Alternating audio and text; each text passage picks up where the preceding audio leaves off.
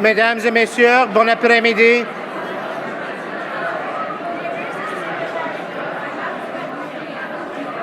Mesdames et messieurs, bon après-midi.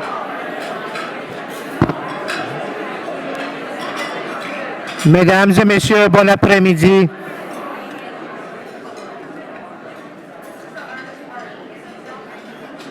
Bon après-midi et merci de vous joindre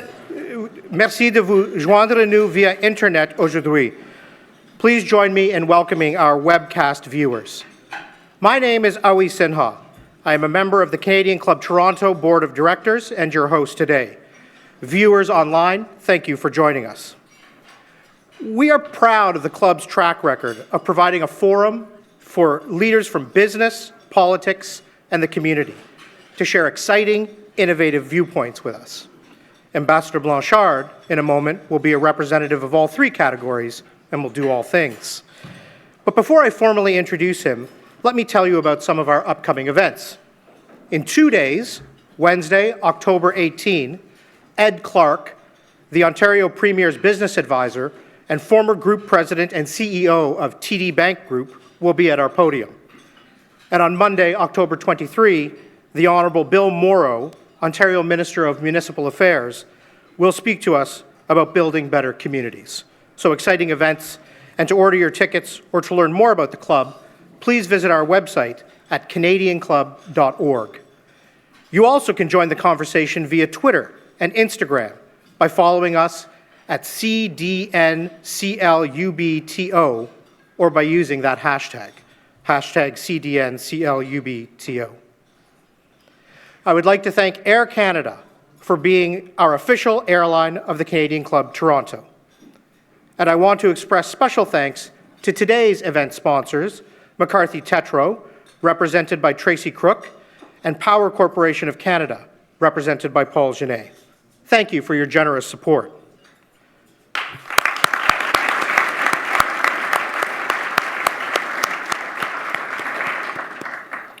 I also want to acknowledge the youth and young leaders who are with us today, thanks to Anne Vinet from AirStart. Welcome. We are glad you're here. And now to our guest speaker. J'ai l'honneur d'introduire l'ambassadeur Marc-Andre Blanchard. Depuis la fondation des Nations Unies en 1945, le Canada a été un membre actif. Aujourd'hui, plus que jamais, les relations internationales sont un sujet incontournable. Le terrorisme, les droits humains, l'environnement, la paix et la sécurité. Ce sont certaines des questions multilatérales que les Nations Unies abordent. Canada is fortunate in these times to have a permanent representative to the United Nations who is well-versed in these and other issues. Marc-Andre Blanchard was appointed by the Prime Minister as Canada's ambassador and permanent representative to the United Nations in New York last year, actually in 2015. A formidable litigator and advisor, Ambassador Blanchard is an award-winning business leader and lawyer, traits that help him quite a bit, I imagine, in his new role. It is helpful to know that he has been involved in some of Canada's landmark cases and transactions. Speaking of transactions, earlier this year, he was named as a member of Canada's North American Free Trade Agreement, NAFTA, Council, a volunteer role that he's enjoying a lot, I'm sure. His reputation as an influential leader will serve the Canadian mission well. He was chairman and CEO of McCarthy Tetro, one of Canada's most respected national law firms, for 6 years. Last year, Canadian Business Magazine named the ambassador one of Canada's top 50 most powerful business leaders. In addition, and importantly to me personally and many in this room, his advocacy for gender diversity has been widely recognized and celebrated. Again, if you have a question, please fill out one of the Q&A cards on your tables, and one of our staff will collect them. Ambassador Blanchard, the Canadian Club of Toronto's podium is yours. Bienvenue chez le Club Canadien de Toronto. Thank you very much. Thank you. Thanks, Howie, for this too generous introduction. I want to thank the Canadian Club. Je remercie le Club canadien for this opportunity to be with all of you today. I was so touched that it was actually a joint organization between le Club canadien and the Canadian Club. I think sometimes we don't celebrate enough our bilingualism in the country. I think it makes us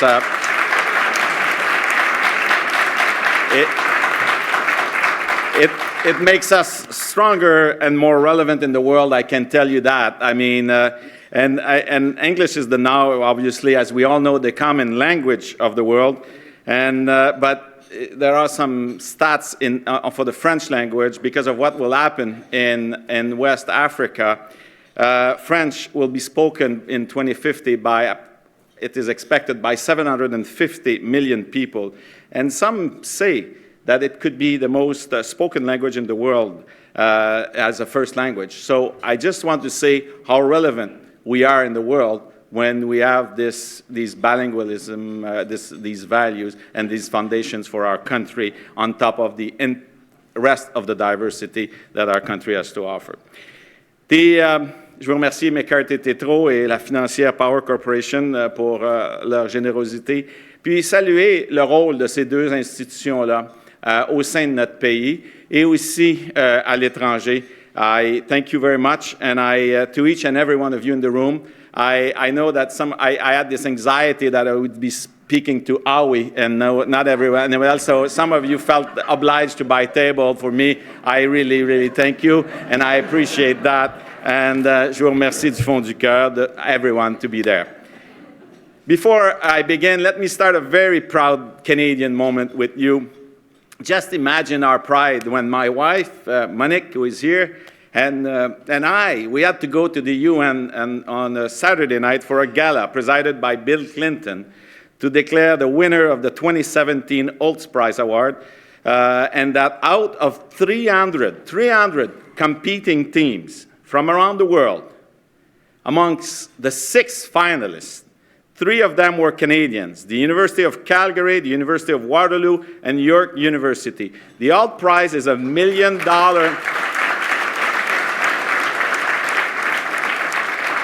The Holtz Prize is $1 million prize. It's like the Nobel Prize for university students, and it's given to young people who bring forward the best startup idea to address some of the most critical social challenges. This year, the prize was attributed to a team bringing forward the best idea to build sustainable, scalable social enterprises that restore the rights and dignity of 10 million refugees by 2022.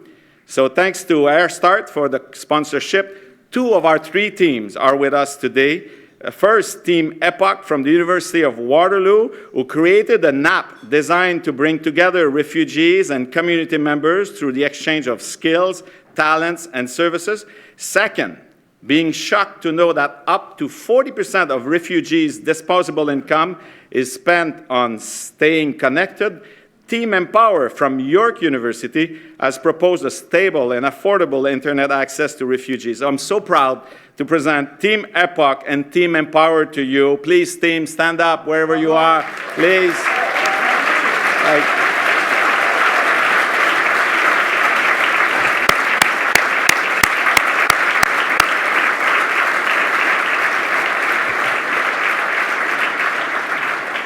And, they embody what I want to communicate to you today, that Canada and Canadians have the knowledge, the talent, the expertise, and the entrepreneurial drive needed to find the innovative solutions to respond to some of the world's largest problems, and that we ought to seize this moment. And I just want to one last plea for Epoch and Empower. There are many bankers in the room, philanthropists, angel financiers. They need money. Please go and see them at the table if you want. They have a proven business plan, and they need our help. For more than a year now, I've had the privilege of being your ambassador to the United Nations. Well, I wish that every Canadian, every one of you, could have the same privilege, even if it were just for one day in your life. Like me, you would quickly realize 2 things. First, that the world has high expectations with regard to Canada. And second, that Canadians have an opportunity the likes of which we haven't seen for a long time to make a big difference. The world is facing significant and urgent challenges. And as the students from York, Waterloo, and Calgary have demonstrated, Canada has a lot to contribute in terms of solution. Last year, I found myself in Addis Ababa in Ethiopia. I was meeting the leader of the UN there, a great man.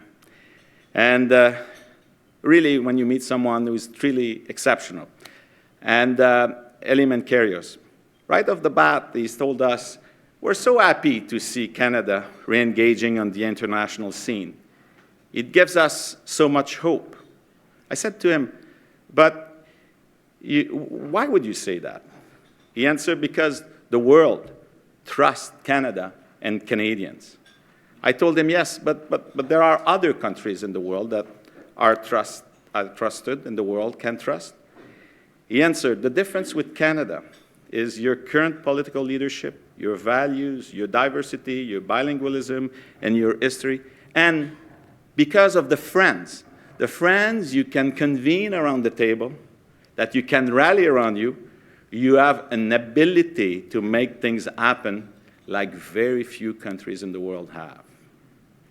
So what I hope to be able to demonstrate to you today is that the world agenda is tailor-made for Canada and for Canadians, including our private sector. And we must seize this once-in-a-lifetime opportunity to invest the international stage, not just for all the positive things that I know we can do abroad, but also because it will ensure our continued relevance in the world, and thus it will ensure our continued success as a society, not only today and tomorrow, but also for our children and our grandchildren. En un an et demi à l'ONU, j'ai pu constater à quel point le Canada pouvait faire une différence dans le monde. Laissez-moi tout d'abord vous parler du contexte onusien. I'm certain that most of you have followed some of the events surrounding the opening of the General Assembly a few weeks ago. The Prime Minister's speech to the General Assembly was a high point that demonstrated Canada's uniqueness and value added on the world stage. By focusing his thoughtful and frank remarks on Canada's relationship with our Indigenous communities, he demonstrated that all countries of the planet, even successful ones like Canada, have work to do. He also demonstrated that development is not a straight line, that it's not easy, that mistakes are made, that uncharted territories need to be explored constantly for any nation of the world, and that dialogue, transparency, and openness in the process are important. An influential ambassador from Africa sent a WhatsApp message to all ambassadors of the UN after Prime Minister Trudeau's speech, and I quote, PM Justin Trudeau, the most meaningful UNGA speech with purpose and visions embedded in the SDGs, beautiful and insightful, unquote. This speech will have an impact for a long time. We should all be proud of that as Canadians. The opening of the General Assembly is like the Olympics of diplomacy. Speeches in the General Assembly may be the equivalent of the opening ceremony, but hundreds of sides events are what competitions are to the Olympics. This year was probably Canada's most active opening of the General Assembly ever. The Canadian delegation was composed of the Prime Minister, 6 ministers, 5 MPs from all sides of the aisle in the House of Commons. Canada co-hosted 20 events. The Prime Minister and the ministers had more than 40 bilateral meetings with their counterpart, and Canadian delegates participated in more than 200 events. The themes of the events varied from the tragedy affecting the Rohingyas in Myanmar, to the dangerous nuclear situation in North Korea, to the financing of climate change, to the importance of focusing on women and girls to prevent conflicts and build durable peace. Amongst other events, Minister Freeland hosted a meeting with all foreign ministers and ambassadors of the CARICOM to discuss the impact of the recent natural disaster and to chart a way forward on how we can partner with the states of the Caribbean to make the region more resilient to climate change. You may say, yes, we know, Marc-André, there's a lot of talks at the UN, but do you ever see actions? Well, you're right, there's a lot of talk at the UN, but first, Let me say that talking is important. The UN is one of the few places, if not the only, where we can sit across the table from any country in the world and have real, difficult conversations about pressing international issues. There is significant value in that, and it can make a huge difference. But more importantly, talking is often precursor to more meaningful collective action. Take the example of Syria. In 2015, Canada announced that we would welcome 25,000 Syrian refugees in our country. At a time when political leaders were talking about building walls, the photo of Prime Minister Trudeau in the middle of the night at Pearson Airport welcoming a Syrian family by offering them winter coats was seen around the world. The intensity of the reaction provoked by this simple gesture, it's just one indication of how a large part of the world yearns for the values of generosity and openness that are so dear to us. Our taking in 40,000 Syrian refugees and this international recognition gave us instant credibility on issues related to migration and Syria. This is how, last fall, when the Security Council was deadlocked and unable to act to help the people in Aleppo who were reduced to eat grass and garbage to survive, Canada was able to mobilize 2/3 of the world to say on behalf of the world, enough is enough. We worked through talks with other member states to put together a resolution on the situation in Syria. That resolution called on the Syrian government to allow humanitarian aid be delivered without delay. UN observers acknowledged that Canada's leadership helped to break the impasse at the Security Council, which in the end adopted a Security Council resolution allowing for an orderly evacuation of a portion of the population and paving the way for the approval of another resolution, an accountability mechanism that one day could be used to bring perpetrators of crimes against humanity to justice for what they've done during this conflict. There's no question that for millions of Syrians, all this was too little, too late. Worse still, the situation in Syria remains tragic. But thanks to Canada and our willingness to lead those difficult conversations at the UN, some steps in the right direction were taken. I know that many point to the Syrian conflict as the evidence of the inefficiency of the UN.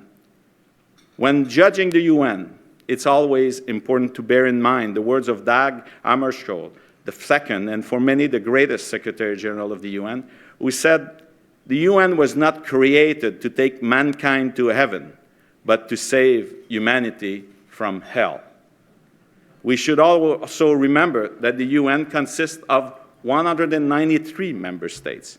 Yes, there's the Secretariat, which has a lot of expertise and experience to help move things forward, but it's the member states who are the players that must come to agreements and decide what actions to take on the ground. And such comparison may not be very apt, but particularly now that the Leafs are playing so well, but we all know that the Air Canada Centre and the referees can't take all the blame if and when the Leafs lose. L'ONU est loin d'être parfaite. Elle a un urgent besoin de réforme. It needs reform to better reflect the world in 2017 and to be more effective.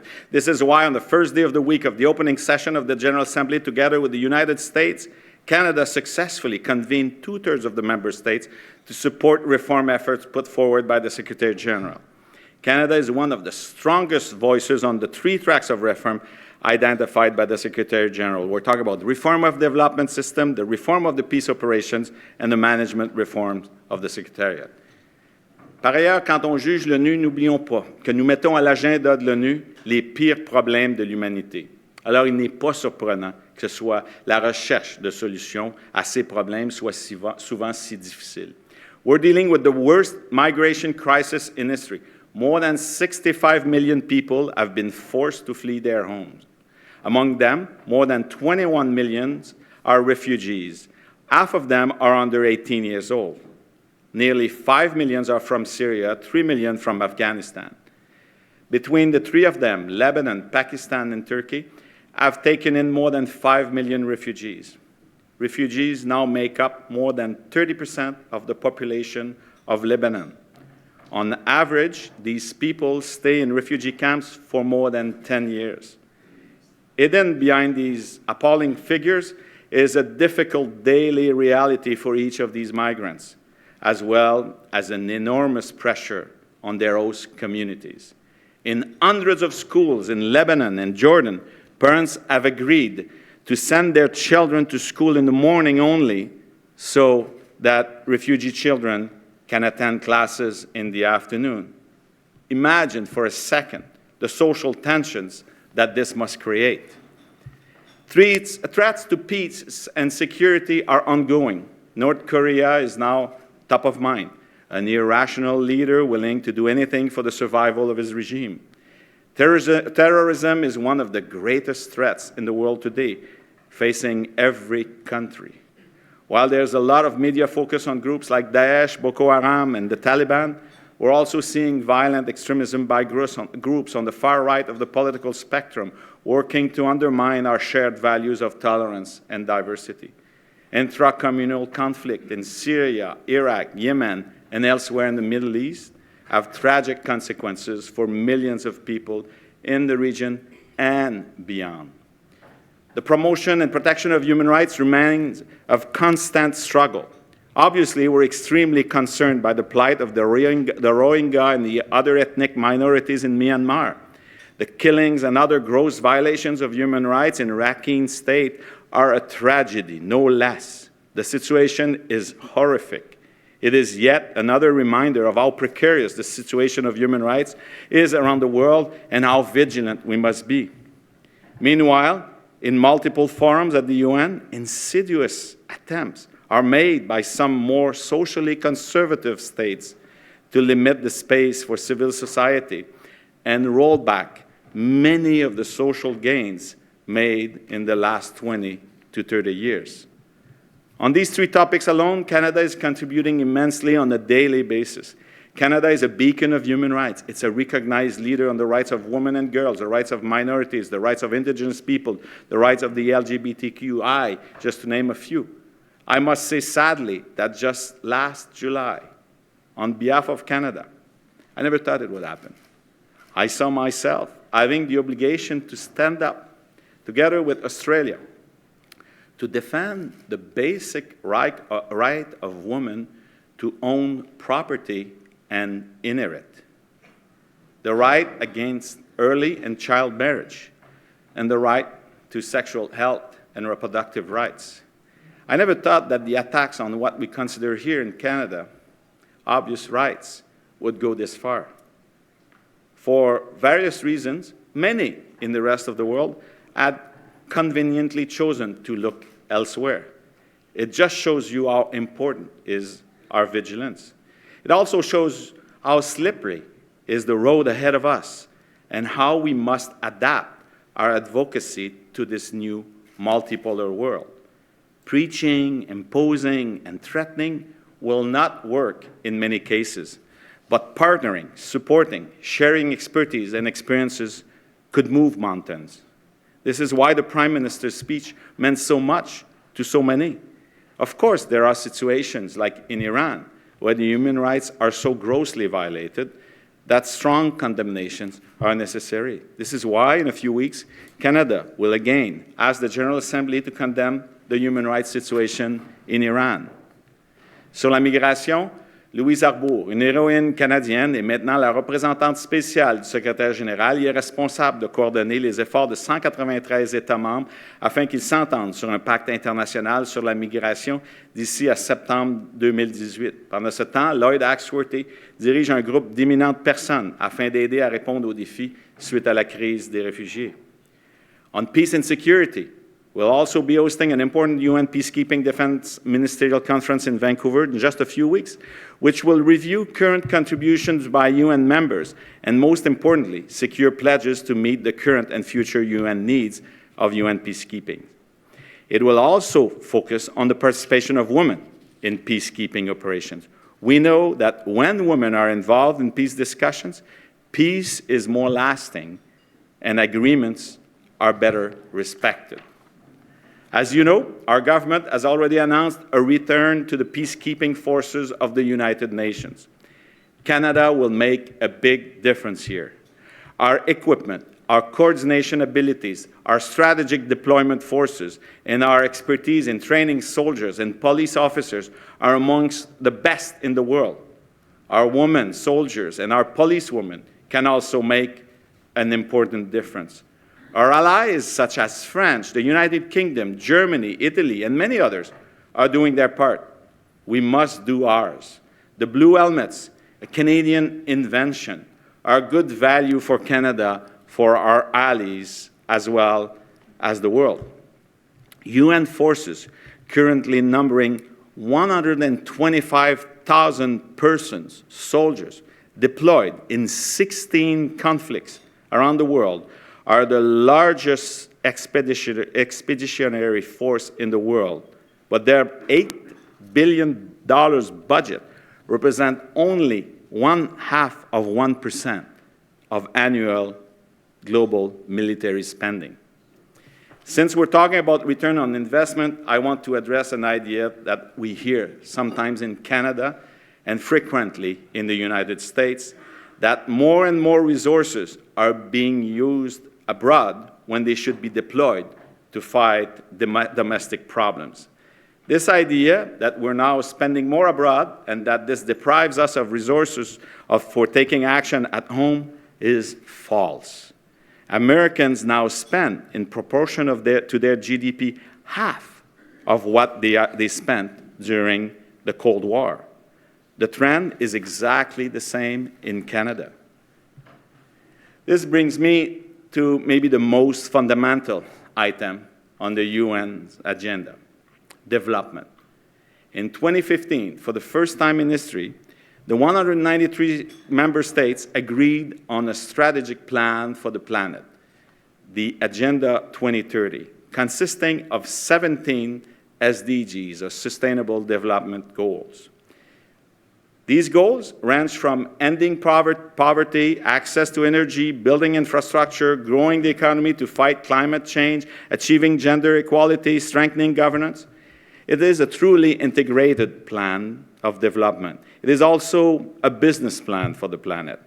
And you may dismiss it as yet another UN bureaucratic intention, but à l'instar du Canada, plusieurs pays prennent cet agenda 2030 très sérieusement.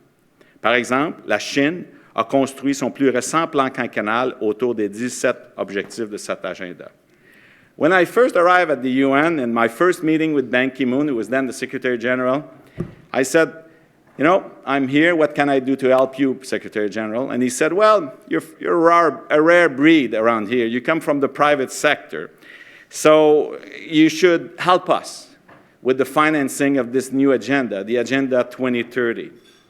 And I said, of course, Secretary General, I'll help you. Then I went back to my office and thought about it. Implementing the agenda would cost $7 trillion a year, or 7,000 billion. To give you an idea of the magnitude of this task, governmental development assistance from all the countries in the world combined, all of the development assistance aid from all the world combined globally, all countries, is 135 billion. We need 7,000 billion. So we'll have to find a lot of money elsewhere.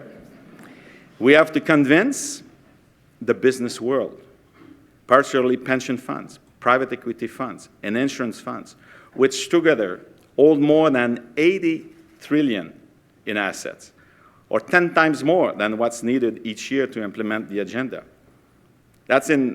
We have to convince them that it's in their interest to better align their investments with the Sustainable Development Goals. For one, I believe it's not only the right thing to do to take us away from the precipice of unsustainability where we, the world, now sit, but also I really believe it is the right business decision to do. The precipice of climate change is obvious.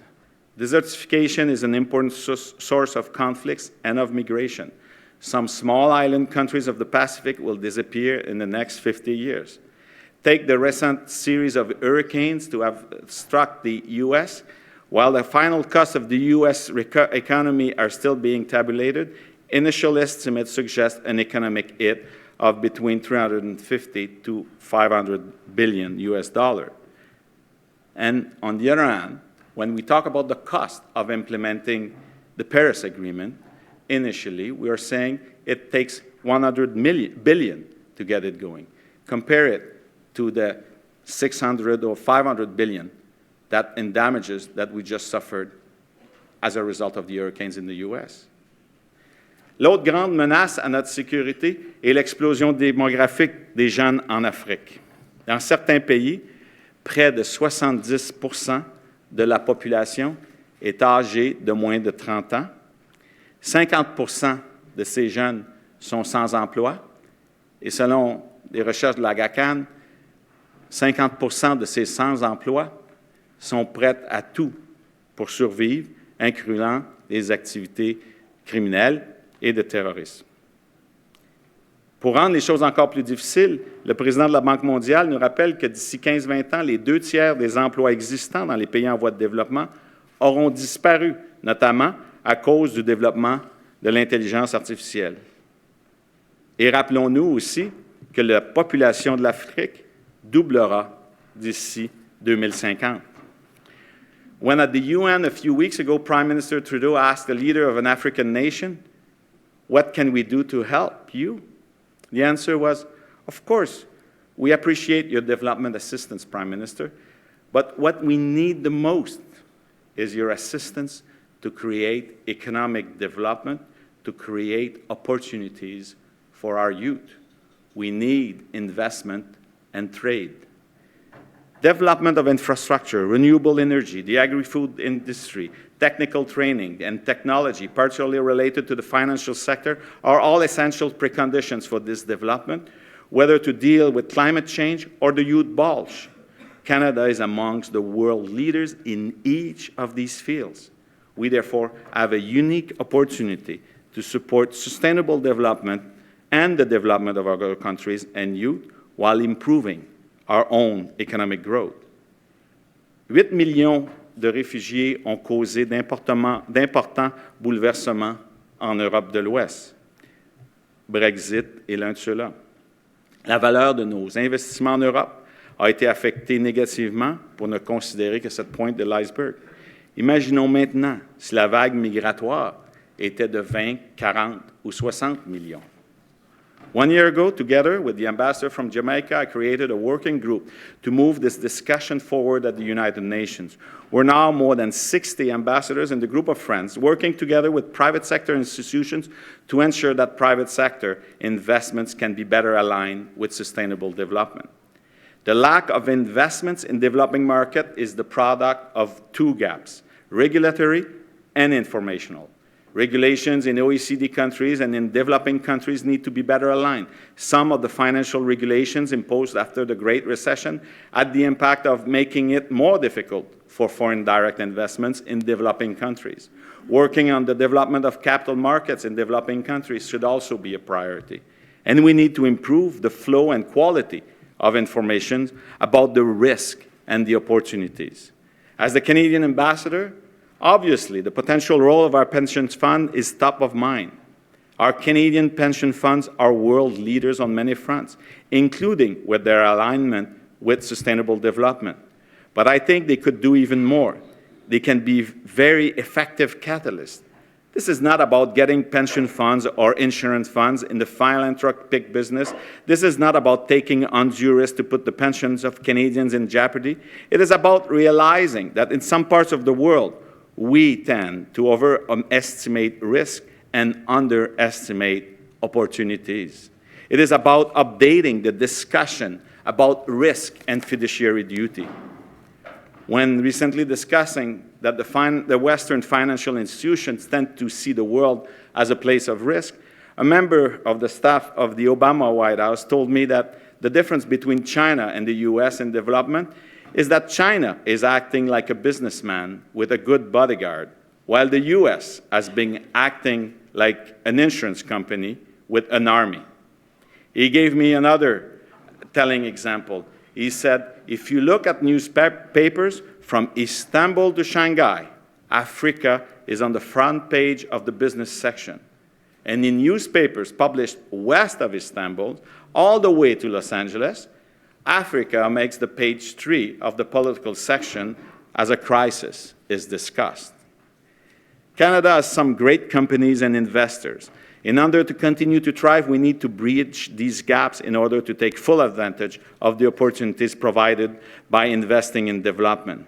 In creating our group of friends at the UN, yes, my Machiavellian goal was, on the one hand, to encourage our pension funds to invest more in developing countries and in sustainable development in general.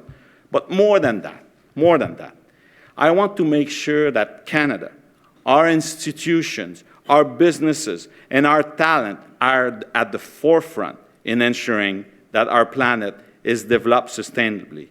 And I also want our Canadians to have the relationship and the experience needed to have priority access to those markets in order to be able to leverage the new opportunities and the new consumers. In order to thrive in this extremely competitive world, we must, of course, have a successful working relationship with our key partner, the United States of America. Our Prime Minister, Minister Freeland, my colleague, David McNaughton in Washington, and so many other Canadians are devoted to this task with exceptional rigor, discipline, and expertise. Mais nous sommes aussi dans un monde multipolaire. We are in a multipolar world. Et comme le démontre l'actualité, notre prospérité future dépend de notre pertinence avec ces nouveaux pôles. Et il faut nous engager avec une plus grande diversité de pays. La porte a été ouverte par le travail de millions de Canadiens à travers le temps et plus récemment par le rayonnement international exceptionnel du premier ministre Trudeau.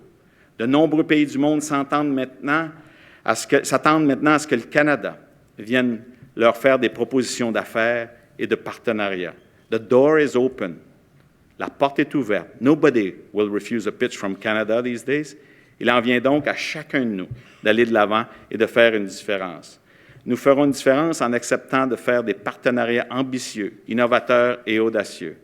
Premier Wins business mission to places like China, India, and Vietnam are extremely relevant in this regard. Mayor Tory should also be congratulated. Cities are important actors in the global level. The fact that in a few weeks you'll be host of the Toronto Global Forum on the theme of redefining globalization is just one example of how we can act as leaders and conveners on the world stage and a significant opportunity to form all sorts of alliances, for example. Canada's participation in the Asian Infrastructure Investment Bank, our universities, alliances with institutions around the world, the growing number of foreign students attending our post-secondary institutions, Intact, who is with us today, and the University of Waterloo, launching the Intact Center on Climate Change Adaptation, our international renown in cutting-edge technologies such as artificial intelligence, where Toronto's recently created Vector Institute will play a leading role. Our world champion companies, many of whom are headquartered here in downtown Toronto, but also new innovative homegrown companies with leading-edge technologies like Shopify or Wealthsimple. The strength of an innovative culture of our banks in Canada, their growing presence in the US, Latin America, and Asia, and their leadership in the issuance of green bonds. The continued growth of Air Canada into a global player and its new direct flights in so many of the emerging markets. The presence of Fairfax in Africa and India. Investments in international assets by our pension funds. These are all levers that we should use. You have no idea how much some of these initiatives have made a difference in terms of Canada's relevance in the world and for the development of opportunities for Canadians. And this is also one of the reasons why we are currently campaigning for a non-permanent seat on the Security Council for 2021 and 2022. We want this seat, Canada wants this seat because we believe that we can contribute even more significantly to resolving major issues relating to development, peace, and security. Canada's voice is one that the world today wants to hear. By being on the Security Council, this voice could be heard more often. But we're also doing this to make Canada a more relevant player on the international stage. There is a direct connection between our country's relevance in the world and opportunities for Canadians, here and abroad. There is a direct correlation between our country's relevance in the world and the prosperity of our country today, tomorrow, and in the future. Travaillons tous ensemble pour saisir ces opportunités. Ladies and gentlemen, thank you. It's been a pleasure.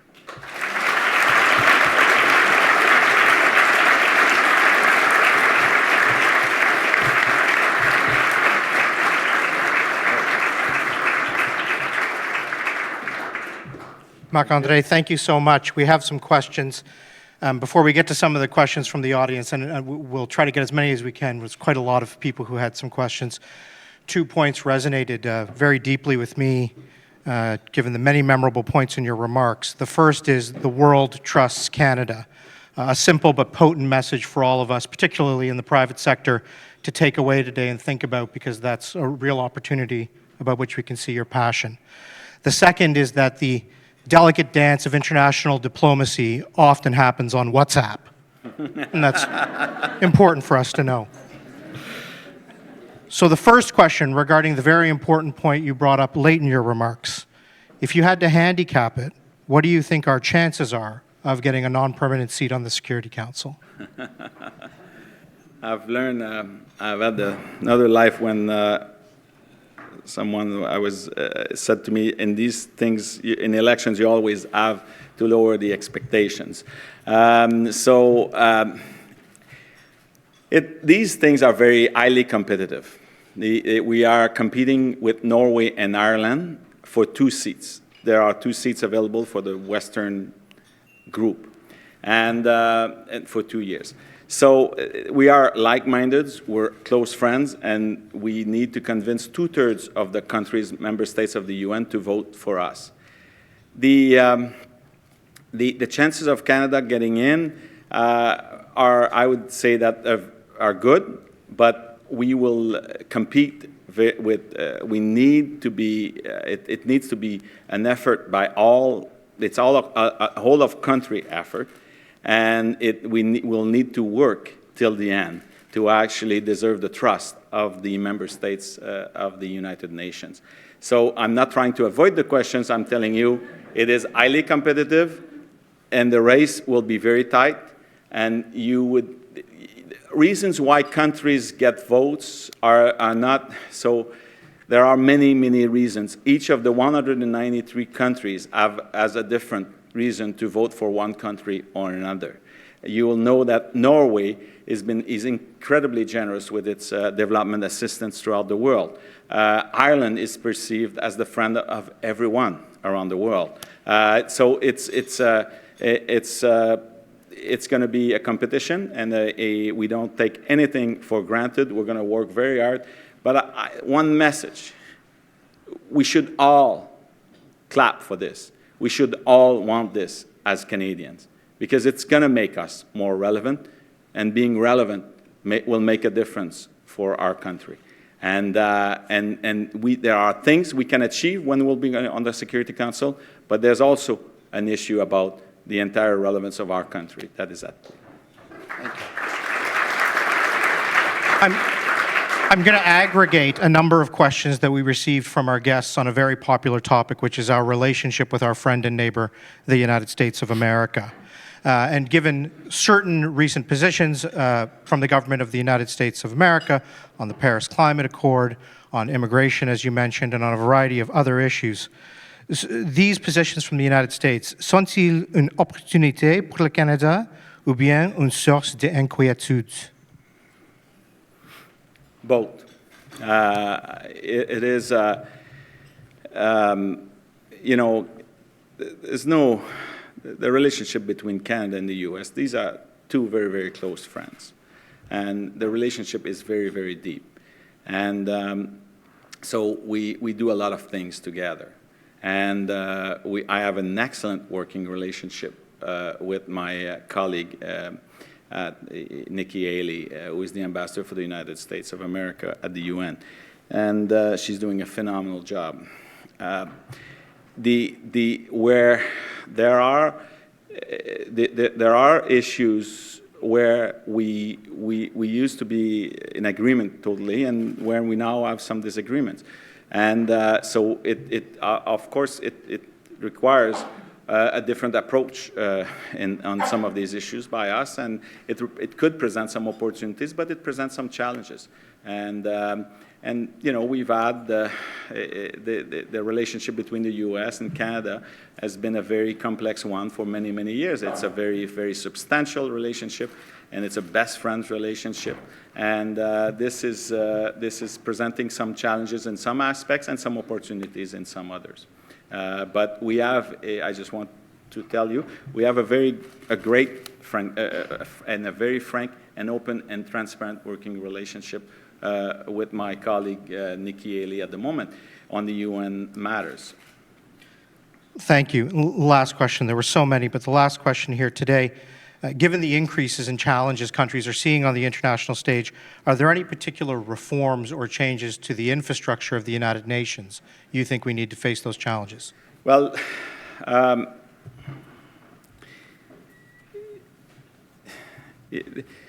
there are some we could talk about institutional reforms. That's one thing, reform of the Security Council and the composition and all of that. But I would say the first focus should be on management reform and what we're doing now, a reform of the development sector and reform of the peace operations. For example, there's a lot of silos at the UN, so we need to, it's like it's a gigantic, the UN is a gigantic operations and organizations with a lot of agencies. And the agencies, it's not so different than in some organizations, the private sector. You have some agencies that are working in with a silo approach, and have been doing some of the things for 70 years, and are resistant to some sort of change. So we need to work on that. I think we will get a lot of low-hanging fruits if we really focus on that. And we have a Secretary General that is now committed to this. And we're going to fail in some. We won't succeed in all of the three les trois chantiers, but we're going to make some progress, I presume, in each of them. And I can tell you, for example, the one on development with Amina Mohamed. Amina Mohamed is the Deputy Secretary General. She's a phenomenal leader, a phenomenal woman, the former Minister of Environment for Nigeria. And she is determined to actually make sure that on the ground, we break the silos of the UN agencies and we deliver as one, and that we give power to the residence coordinator on the ground in countries where the UN has operations in development. And it does have that in many, many dozens of countries, in countries that are the least developed and all of that, and we're just coming out of conflicts.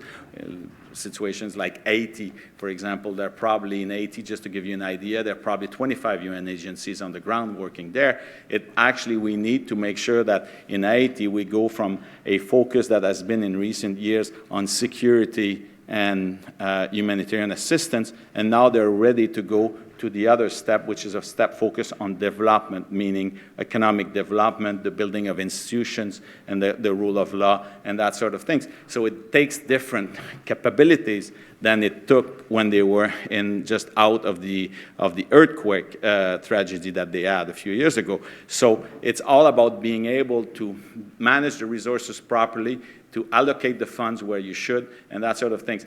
Sounds easy to do. In the context of the UN, it's a big, big change, and we're going to be working on that. But it's like in the weeds of the operations, in the three fronts. The same thing with the operations, the peacekeeping operations, and the question of management. I mean, I won't tell you the horror stories of management. It takes anything, I've heard 2 stories. It takes anything between 9 months and 2 years to hire someone at the UN. So that's just the level of reform. But I can tell you there's nobody like the UN to deliver humanitarian assistance on the ground. There's no better development agency in my mind than UNICEF. I mean, there are some very, very, the UN, with all of its faults, tonight when you go to sleep, there's 125 soldiers coordinated by the UN in 16 conflicts around the world where nobody wants to be and nobody wants to go.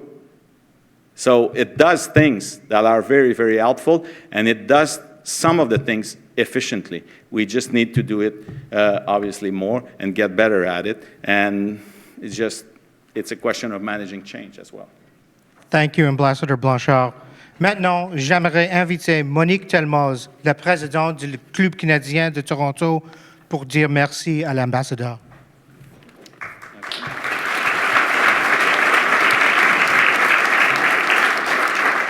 Ambassador Blanchard, merci. You are addressing some of the most important international issues of our time. For more than 70 years, Canada has been content to provide leadership at the UN. We appreciate your candor as you outline the challenging leadership environment that you face. Mr. Ambassador, we are pleased to see that you are building on Canada's tradition of diplomacy to advocate for peace, security, and many issues. While there are many global challenges to address, your impressive record of leadership bodes well for Canada on the world stage. Ambassadeur Blanchard, on vous souhaite beaucoup de succès à la mission permanente du Canada auprès des Nations unies. Et pour vous remercier, nous avons ici un cadeau pour vous qui vient un certificat de la Galerie Baffin. Merci. Merci beaucoup. Okay. Merci.